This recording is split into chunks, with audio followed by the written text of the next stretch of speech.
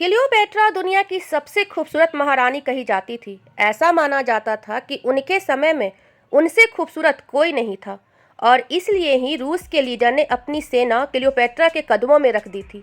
ये वो महारानी थी जिसने इजिप्ट में 51 बीसी से लेकर 30 बीसी तक राज किया था। उनके बारे में कहा जाता है कि वे जितनी सुंदर और सेक्सी थी, उससे कहीं ज्यादा वे चतुर, षड्यंत्रकारी और क्रूर भी थी।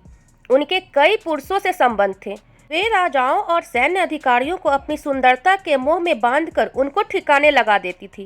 क्लियोपेट्रा को दुनिया की सबसे अमीर और सुंदर औरत माना जाता था। कहते हैं कि क्लियोपेट्रा को 5 भाषाओं का ज्ञान था और वह एक चतुर नेता थी। यही कारण था कि वे बहुत जल्दी से किसी से भी जुड़कर उसके सारे राज जान लेती थी और इसी के चलते उनका सैकड़ों पुरुषों से संबंध था।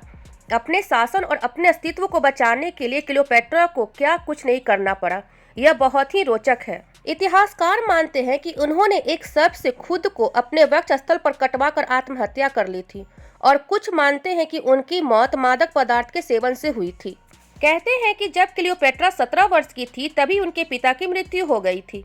पिता की वसीयत के अनुसार उन्हें तथा उनके छोटे भाई को संयुक्त रूप से राज्य प्राप्त हुआ और वह मिस्र प्रथा के अनुसार अपने इस भाई की पत्नी होने वाली थी।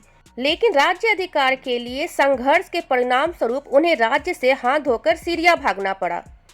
क्लियोपेट्रा ने साहस नहीं खोया। उसी समय जूलियस सीजर अपने दुश्मन पोपे का पीछा करता हुआ मिस्र आया। वहां उसने क्लियोपेट्रा को देखा और वह उसकी सुंदरता और मादक आंखों पर मोह गया। क्लियोपेट्रा की सुंदरता के जाल में फंसने के बाद वह उसकी ओर से युद्ध कर उसको मिस्र की रानी बनाने के लिए तैयार हो गया। जूलियस सीजर ने टोलेमी से युद्ध किया और टोलेमी मारा गया और क्लियोपेट्रा मिस्र की राज सिंहासन पर बैठी।